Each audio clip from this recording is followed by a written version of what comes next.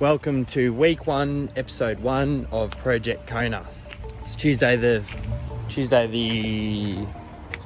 15th. We spent all day yesterday editing that intro video, so hopefully we get a bit quicker at that, but we're starting on a Tuesday anyway. So today we've come down to the basin in East Melbourne, where they've got the 1 and 20 bike route. It goes between the basin and Sassafras up Mount Dandenong.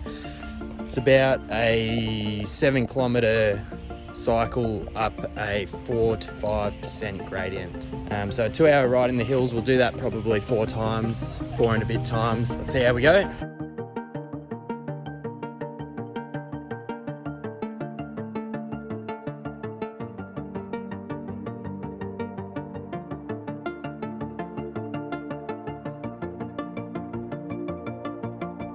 Lap 1 down.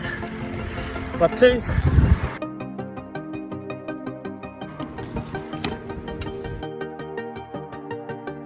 Halfway there, lap 3. Last lap, team. It's heating up. Let's go. That's 4 laps of the 1 and 20 done. And that last lap was a lot harder than what it should have been. But I crushed the legs last night, so hopefully that's why. Anyway, a lot to build on, but 2 hours in the bank.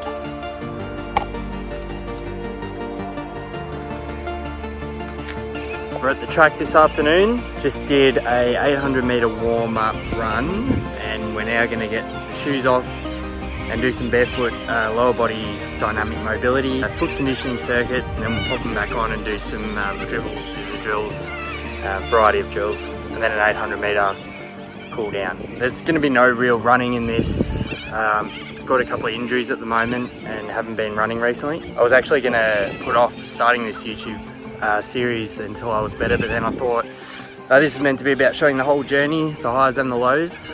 So we'll take you along for the journey, and hopefully we can get over these injuries soon.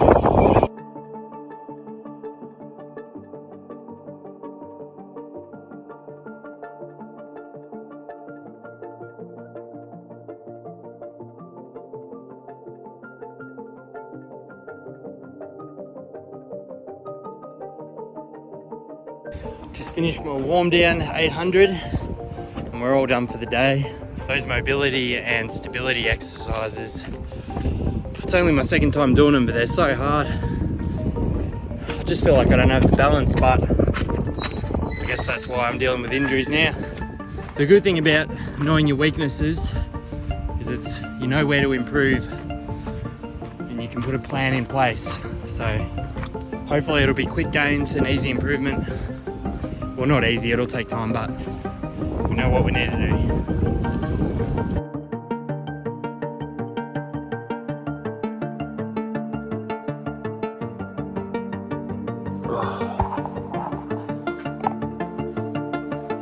Thursday morning. My legs are so sore this morning. My legs are so achy this morning. Anyway, 3.5 hour long ride this morning. Let's get to it.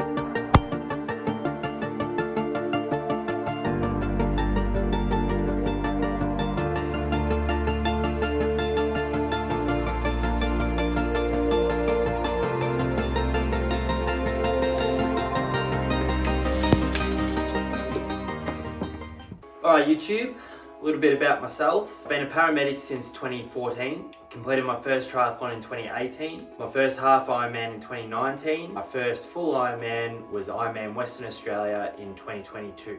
From there, I completed Ironman Australia, Port Macquarie in 2023, where I qualified and then finished the Ironman World Championships in Nice, France of September that year. That may sound impressive, but at the time they were practically giving away slots. It was the first year that they did the Nice Kona World Championship split and people just weren't taking slots. So I got the slot, but honestly I don't feel like I really earned it on that occasion. After arriving back from Nice, I linked up with my coach, Brad Martins from BPM Multisport, epic dude, and from there we tackled Ironman Western Australia in December of 2023, followed by Ironman Cairns in June of 2024, where I got my current Ironman PB of 9 hours 59 and 9 seconds. And then most recently, I completed Ironman New Zealand in March of this year. And in New Zealand, I got my best age group placing that I've achieved so far, placed 9th, which also properly earned me a World Championship slot at that race.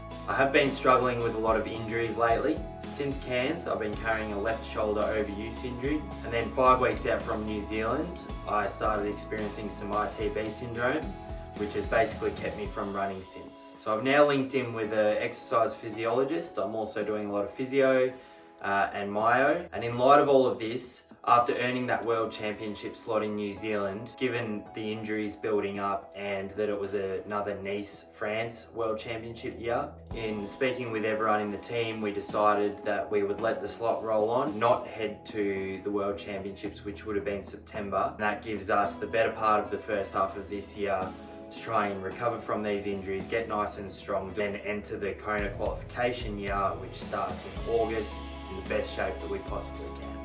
So if you are doing a lot of cardio training, I strongly recommend you get in the gym, get some strength training to help facilitate all that cardio work, because I think a lot of these injuries have arisen from doing 20 plus hours of cardio and training with no real strength training until recent months. So the plan moving on from here, we have been doing very little swimming and very little running. We are doing a little bit of time in the pool just to keep the shoulder moving, but keeping the load low. We're doing some track sessions, but that's mainly consisting of drills and run form work. We're spending a lot of time in the gym, building that strength and getting over those injuries. And then we're getting the bulk of my training through cycling at the moment until we can start to mix in more swimming and running. So that's where we're at. Pretty much brings you up to speed and hopefully gives you a little bit of background info and context moving forward from here. Another morning long ride today, and I don't know why, but I'm really tired. They're only 3.5 hour rides, but I guess I'm just not adapted back to the training load after Ironman New Zealand yet. We'll get out there, 3-hour rides, do a little bit of mobility work, and then it's the dollies tonight. All you AFL fans out there, get down to the VFL. Frankston Dolphins, it's as good as it gets.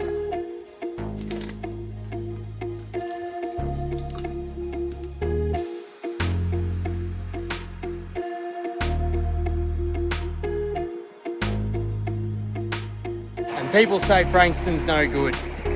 Keep the secret.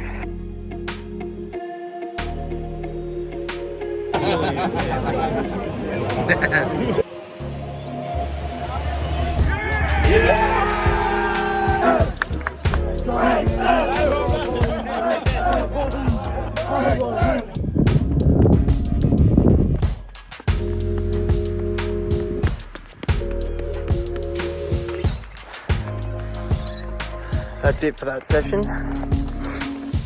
Did the 1200 warm down as well as the warm up, and then the drills in the middle, and both of it all felt pretty good. So I think we're on the right track. That's it for this week's training. Gonna head home now and get our German on for this G-themed birthday party we've got. And then rest day tomorrow. Start it all again on Monday.